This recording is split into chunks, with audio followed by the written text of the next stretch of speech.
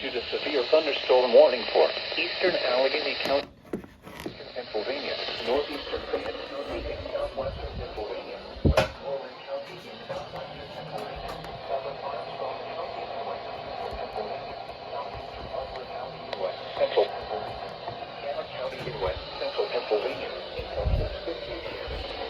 At 5:10 p.m., severe thunderstorms were located along a line from 10 miles north of Starboard to near Mariopolis, or along a line from 8 miles east of Butler to 10 miles northwest of Connellsville, moving east at 40 miles per hour. Hazard, 60 miles per hour wind gusts. Source, radar indicated. Impact, expect damage to roofs, siding, and trees.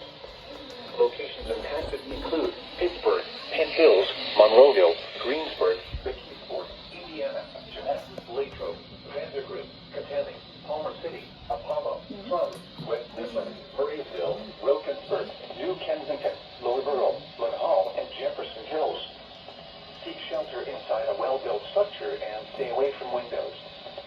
These storms are capable of producing damaging winds.